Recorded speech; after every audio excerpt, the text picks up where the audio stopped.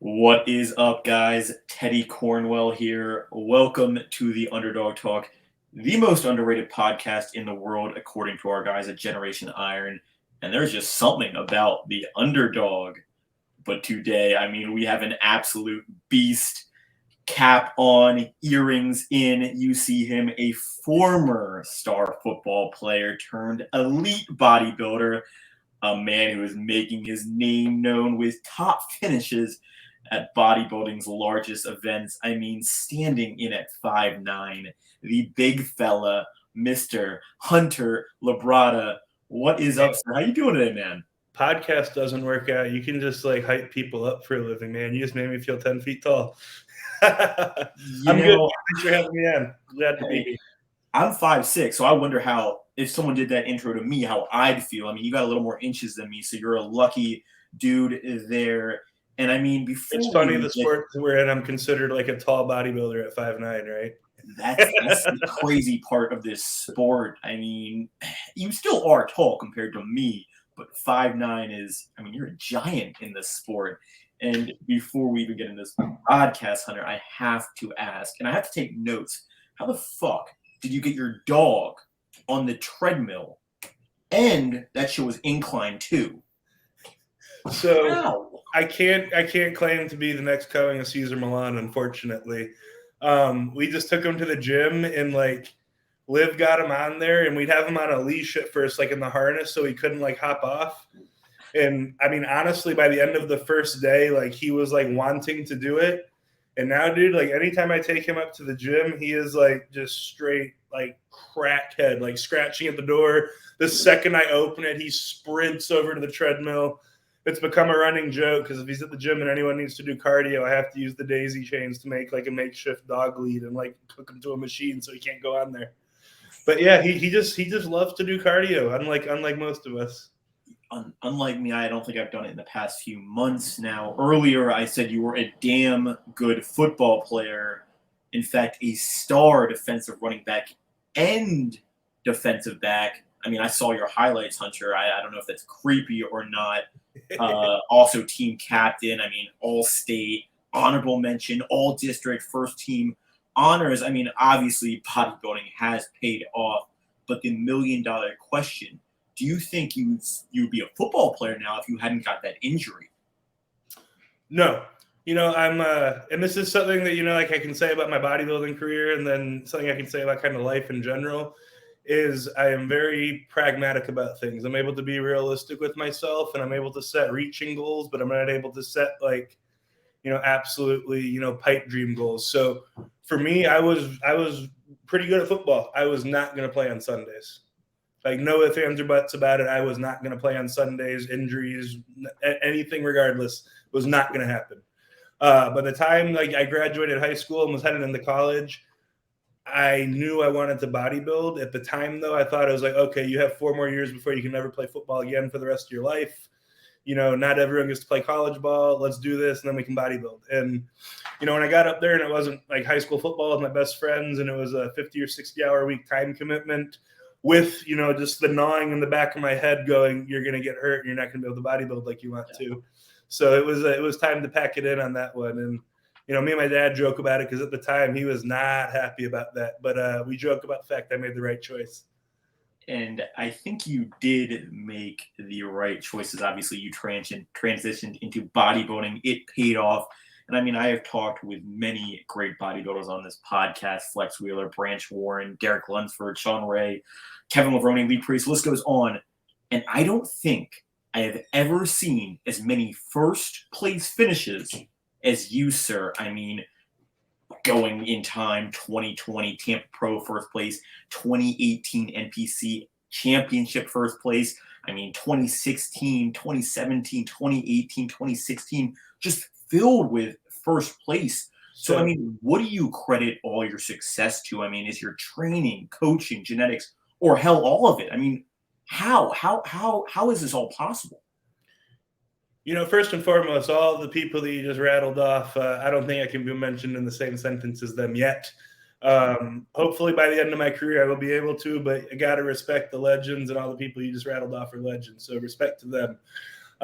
As far as what I've done so far, I think the answer to that question is, all the above. I've had good people around me. I have worked very hard. I have been blessed with very good genetics. I have been blessed with a family that supported me. I have been blessed with like a wonderful girlfriend and now wife that's really been, on board and with it. So, I don't think I can put my finger on any one thing, but I do think that you can credit the contest placing history, which the easiest way to say it is I've never lost a bodybuilding show outside of an Olympia. So all the amateur shows and all the pro shows outside of Olympia I've won. So,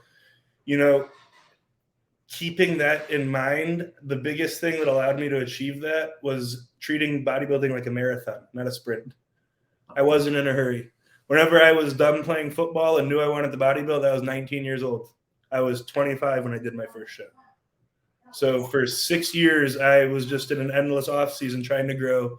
Because, at the end of the day, I knew what I wanted to do. I didn't want to be a great amateur. The pro card wasn't the end of the journey for me. I didn't want to be, second, third, fourth place at a mid-tier pro show. I wanted to win pro shows and then go compete for an Olympia title. That was always the goal. So in my mind, there wasn't any really point to do anything until, I got to the point where that goal was at least on the horizon. So when I started competing, I competed my very first show ever as a heavyweight. And after my first show, I was always a super. My very first show I ever did, I was 218. I'm not going to say I was peeled, but, I had striated glutes, everything. I was conditioned. Not pro conditioned, but conditioned. So, every show I did, I very much so, and this was Lee in my year, my dad, because bodybuilding today is how fucking quick can I get the pro card so I can put it in my social media bio and, have some street cred. Back in the day when he was doing bodybuilding, it was very much so you did it because you loved it. You climbed up the ladder, you hit each rung being, a local show, a regional show, a junior level national show, and then a national show. And so that's very much so, what I modeled my amateur career after. I wanted to win at the local level, handily before I went on to a regional show. Wanted to win at the regional level handily before I moved on to a junior level show. And, for a bodybuilder to do a junior national show, whether it be junior USAs or junior nationals, that says something about their commitment to bodybuilding. I always tip my hat to the guys that do that show because it's the only division at both those shows that don't get pro cards. So you're doing the show knowing it's a national level show, paying to travel, paying all the fees, knowing that it's not going to give a pro card. You're doing it because you love bodybuilding and because that's the next step or that's the next rung in the ladder, in your opinion. So did that and then went on to, win both my class and the overall at nationals, all because I took my time. Every single year for the 3 years leading into the nationals win, after I'd win the show that I did that year, it was always, so pro qualifier this year, right? And I was like, no, I'm not ready. Could I have maybe gotten a class win at a pro qualifier in 2017? Maybe. But I would have been 2 or 3 years off from even being remotely competitive on a pro stage. And there's not a point. I wasn't after a pro card for my Instagram bio. I was after the pro physique. That's something I really beat the drum on. Don't chase the pro card, chase the pro physique. So, wow. And I mean, Rome was not built in a day, ladies and gentlemen. In fact, I actually don't know how many days it was built, but it was not a day. And I mean, that success has poured into the Super Bowl of bodybuilding for you. I don't know who says it, but one of my favorite sayings ever is it took me 10 years to become an overnight success. It's not a lot of people see the behind the scenes and the toil that comes with it. They see, what's happened from the time I won nationals until now. So it's definitely been a marathon, not a sprint. And obviously, I mean, you've shocked the world when it matters. I mean, with finishes 8th, 4th, and obviously this year 7th. Obviously these Mr. O's are in the past. It's in the future. You're a favorite, in my opinion, to come into this O and just shock the world, do what Hunter Labrada does, and take that trophy. What are you going to do differently? What's the game plan, going forward into this 2023 Mr. O? Definitely. Well, first and foremost, the goal is to qualify for the 2023 Mr. O. Yes. Obviously, I won't, touch on it too much. We're keeping this positive, right? But last year's Olympia was a huge disappointment for me. Coming off that 4th place finish, I didn't have to do a show to qualify, and I had my head down for a year straight, focusing on one day, and I shit the bed in massive fashion. And, that's on me. And at this point, it's one of those, either you give up or you dust yourself off and move on. and we have been dusted off and we have been moved on for a while now. So headed into this year, obviously, first goal is to qualify, and then both at the qualification shows and the Olympia, the goal is to do something that I have yet to do in my career, and that is show up truly conditioned and dry. So last year's Olympia was Ben and I's first prep all the way through together. It was our first off season together, first prep together. I think off season went really, really well. I stayed at a very lean body composition, like leaner than typical, and really got up to like 287 fasted was the heaviest I got to. So broke down some barriers in terms of actual size, and hindsight's 2020. Was that a good thing or a bad thing?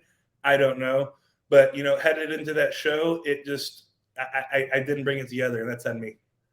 At the end of the day, that was just on me. We did our off season really well. Off season is there's no secret to it. I'm really good at working hard. I'm really good at following a plan. So put my head down, knock it out, and do the work. Where we have to figure it out still. And like I said, first time ever doing it together, as nice as it would be to go out there and be like, man, we fucking nailed it. That was awesome. It's just not realistic to expect. So, we came away from this year with a lot of good notes, and notes that I'm very excited about, implementing in the peaks for, both the qualification shows and the Olympia. A couple things that I'm very excited about this year is, in years past when I've had to qualify for the Olympia and then done the Olympia, I've always been better at the Olympia because I've always been like locked in. I've always started the prep at a leaner point. The mentality is all the way there. So I'm looking forward to not only, being locked in like for 4 months before I even think about starting prep for the O, but also having, those two shows that I'm going to do, they're 2 weeks apart. I'm going to get significantly better as I compete this year. So the third show of the year will be the one that matters the most. And I think that'll make a really big difference for my body, as it being the third show, us having 2 full peaks. Think about it, that's literally 100%, 200% more experience than we have right now together after we do those 2 shows. So we're going to have 200% more experience headed into the Olympia together, all the notes from the 3 peaks we've had together. So I'm very optimistic. Bodybuilding is one of those sports, man. It's you're only as hot as your last placing, and you're only as relevant as what show you're about to do. So it's I get why people have written me off, but it's nothing but fuel to the fire, and I'm really stoked for this year. And I don't know why, but that gave me chills. I don't know if you got that, Hunter. You actually said that. That was your quote. I don't know why, but that gave me chills. You said that in a quote once, so I thought it'd be funny. But I think it's really impressive how most people and some people would, oh, this sucks. I'm not going to do this. I'm not going to come back hungrier. I'm going to quit.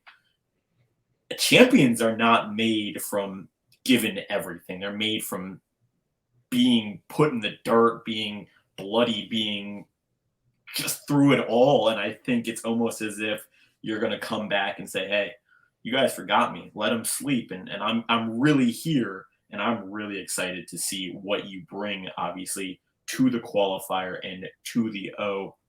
Now, when Guy Sisterino was Eddie, I want to say something about that real quick, because you talked about how champions get up and do things. I really want to put this out there to people that at the end of the day, it's okay to not be okay too for a while. As much as I like to sit here and, talk like I'm a badass and have this just locked in mentality at all times, I'll be the first one to say that I was not okay after this year's Olympia. I was not okay for a while after it mentally. So it really comes down to, just you have to make the decision that you're going to get past it. And then it's not like you just like jump up, click your heels, snap your fingers, and it's done. Sometimes it takes a lot of work on your part, a lot of introspection, a lot of self-searching, a lot of just time spent with yourself to really, even figure out what direction you need to head, let alone truly come out the other end of it. So I really wanted to say that. Anyone out there listening to this, it is okay to not be okay. Just don't give up. I think you are the face of bodybuilding, and us young and old fans can just look at you as a role model, because you are open about going through it all, open about the trials and tribulations of bodybuilding. Now, obviously, Guy Sisterino, as I was talking about, was on the podcast. He was talking about how it doesn't seem like there's as much camaraderie, sportsmanship in or friendship in bodybuilding. And the reason I bring that up is, last year it seemed like everyone was talking about you and Nick Walker and who would beat who this year, all that. What would you say you and Nick's relationship is, as you two are the future of the sport? What's that like? Dude, it's as cool as can be between Nick and I. I think it's really funny, like all of the rivalries and then things that get sensationalized within this, because it's like at the end of the day, like before the press conference, like me, Ian, and Nick were all sitting there chopping it up together, laughing our asses off. When I'm in Vegas, I'll see Nick. Whenever I'm in Tampa, I'll see, or whenever I'm in Florida, I'll see Brett. Like, at the end of the day, a lot of people like to make a lot of inferences about us, and people are trying to, drama sells. Drama really does sell, but my experience, and I'm as close to it as you can possibly get, is for the most part, everyone's really, generally cool with each other. Backstage is pretty lighthearted. I make it a point, anytime I'm traveling and I know I'm going to someone's home city, I'll hit them up and like get a meal with them or train or something. So, I think the camaraderie is alive. I think, outlets have spun it, to where it's not. And then, at the end of the day, people have to realize that our social media as professional bodybuilders, it's not our personal lives. It's very much so our business facade, if you will. Like, are we real on it? Yes, absolutely. But, at the end of the day, we're trying to market ourselves, sell ourselves, and put ourselves out there, So I think there's a lot more of it that goes on behind the scenes, because I'll be talking regularly with a lot of the guys I compete with. And that's what I think bodybuilding should be: the sportsmanship, the fucking around with the other bodybuilders. I mean, that's what. For example, that's exactly what it's all about, man. Like, for example, like 2 weeks after the Arnold, so like very end of March, me, Brett Wilkin, and Branch Warren are riding in the gas Sprinter van with MJ, the owner, and the video guy Nick, and we're actually driving from Dallas all the way to Phoenix, Arizona. And we're going to be shooting content the whole time and just training and blowing up gyms along the way. So it's like, my life personally, I see a lot of my friends are bodybuilders and I see them a lot. And at the end of the day, I just like eating food and lifting weights and chilling with the boys, So I think it's alive and well. I just don't think it's seen as much. And I think that is so true. It's not seen. I mean, these spectators don't see how much you guys just love the sport. You love competing against each other. You enjoy each other's presence. And I mean, it's almost like it is dramatized and all that, because drama sells. I mean, you're not wrong, Hunter. And obviously, this is $1 million question. And I'm sure you've heard this a million times. Obviously, your dad, one of the best to ever step on the stage, and I just started to understand how important it is to have a good role model, good coach in bodybuilding. I mean, how beneficial has it been to have your father in your corner? And then, how has this strengthened your relationship with your father, just doing what you both love? Man, it's been the biggest blessing. You can't ask for more than what I have. I say this at all the guest posings and appearances that I get to do when I talk to people. And at the end of the day, I am able to say I do what I love with the people that I love for a living. And, that really is the biggest blessing. But as far as the difference it's made, it's obvious. My dad does not coach me. Ben Chow coaches me. My dad obviously helps me out with my posing a lot. But outside of that, I would say the biggest benefit that's come with having, Lee as a father is, A, having a great example of how to be a man, just walking through life as a man, but B, how to navigate this industry, because he grew up in it. He came up in it, It's like all these things that, people would be curious about. Like when guest posing started, like, well, what's appropriate to ask for in a contract? Do I need to have this in writing? I'm going to be going out to this show. Like, how far in advance do you think I need to get out there? Like, just like nuts and bolts things of, just he's been there and done that and I haven't yet. So, that's been invaluable. And then obviously I can count on one hand how many people that did bodybuilding at a high level whose lives I would want to have after the fact, and the way he was able to transition from being a professional bodybuilder into the businessman he is today.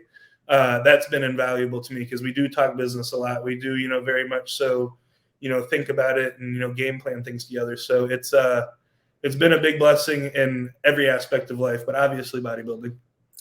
Now, obviously, Hunter, I want to end this. I mean, I'm sure your dad gave you a lot of advice, but you, sir, have seen it in the sport, made tremendous strides, inspired I was going to say thousands, but millions, and really have just set a remarkable face of class and, respect for the sport of bodybuilding. So, what is your biggest tip for success for someone who is looking to become that bodybuilder, that professional like you once were, sir? So, my biggest bit of advice, and I'm going to preface this with saying that I am even sometimes guilty of not being able to keep this mindset whenever there's fires in my life. But at the end of the day, remember that bodybuilding is a privilege. It is not something that anyone is forcing you to do.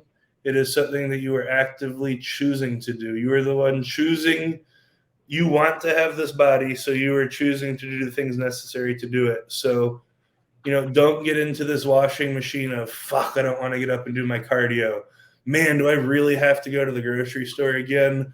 Oh, the last thing I want to do is eat chicken and rice again. It replace I have to with I get to, So not everyone gets to do that. You're choosing to be hungry. There's millions of people out there that are not choosing to be hungry, but they are hungry. There are millions of people out there that aren't that unfortunate, but that have to work jobs and take care of their family and don't have enough spare time or spare income to be able to eat 6 meals a day and go to the gym, once, even twice when you're in prep. So just never lose sight of the fact that being able to bodybuild is a privilege, for sure. And I think it comes down to how bad do you want it as well. I mean, anyone can do it, but only the select few can be great. And I think there is no limit on greatness. I think it's just how bad do you want to work? I think anyone can be a great bodybuilder if you put in your work. And take your time, as we have learned from the legend Hunter Labrada. I think anyone want to look like that. I'm just saying. Boom. Sir, it has been such an honor and privilege talking with you. Now, before we go, the floor is yours. Is there anything you want to plug? Where can we find that content? What's that gasp code? And the floor is yours, sir. Definitely, man. I appreciate that, Teddy. First and foremost, Teddy, thank you for having me on, man. Really enjoyed this. It's a breath of fresh air to just shoot the shit with someone about bodybuilding for 20 or 30 minutes or however long it's been. But thank you to everyone that watched this. I've said this once already, but it's because of y'all I get to say I do what I love with the people that I love for a living. I can't tell you how much I appreciate that support. And if you want to keep up with me more or follow along, I am definitely active on Instagram. My handle is just Hunter Labrada, all lowercase, no spaces. And then have started making a big push back on YouTube again. So I'd say my little area of expertise, if you will, or what I actually enjoy doing is biomechanics and like exercise selection and training stuff. So a lot of that content is revolving around that. So if that's something that interests you or you have trouble with, definitely go check it out. I'd like to think that I do a good job of explaining advanced topics with crayons to people. So make it easy to understand, but definitely advanced topics. But yeah, thank you, Teddy. And Hunter, what is that code to use for GASP? Because that clothing has kind of just taken over, and so many people love that clothing and want to support you, sir. What is that code? I think that clothing company's taken off for what we were talking about earlier, and that they've built that community and that camaraderie. That's always been first and foremost with them. It's been really cool to have been with them as long as I have. I actually had to think about it the other day, but I'm going on my 7th year with GASP.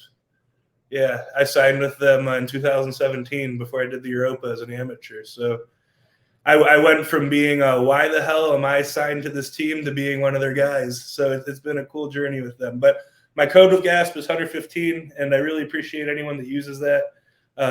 This is how I support myself. So by supporting me, I really appreciate that.